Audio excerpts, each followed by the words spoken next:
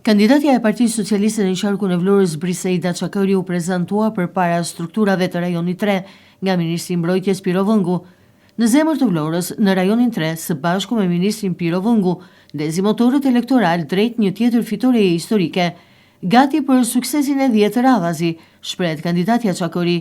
E lindur dhe rritur në qytetin bregdetar, Çakëri përfaqëson një model të qytetarisë aktive, duke qenë gjithmonë pranë komunitetit e duke mos u larguar asnjëherë nga Vlora.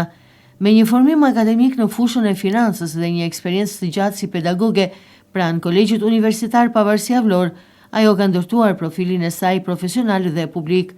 Njohja e saj e thellme e problematikat e të rinjve, biznesit dhe zhvillimit ekonomik të qytetit e bën atë një figurë të angazhuar dhe me një vizion të qartë për të ardhmen e Vlorës. Angazhimi i saj politik dhe shoqëror vjen si një zgjedhje e natyrshme për dikë që e shet të ardhmen e qytetit të saj të lidhur me rritjen dhe zhvillimin e tij. Çakëri vjen në këtë zgjedhje si pjesë e listës së hapur të Partisë Socialiste në qarkun e Vlorës. Më 11 maj, vendimi i qytetarëve do të jetë vendimtar për drejtimin që do të marrë Vlora në vitet e ardhshme, shprehet kandidatja për deputete. Briseida Çakëri ka nisur tashmë edhe takimet me qytetarët. Ajo u ndal së fundmi në një nga kantinat e verës në qytetin e Vlorës.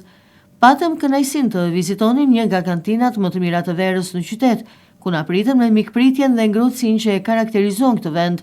Nga momenti i parë ndjem pasionin dhe përkushtimin e njerëzve të punës, të cilët nuk kursehen kurrë për të dhënë më të mirën.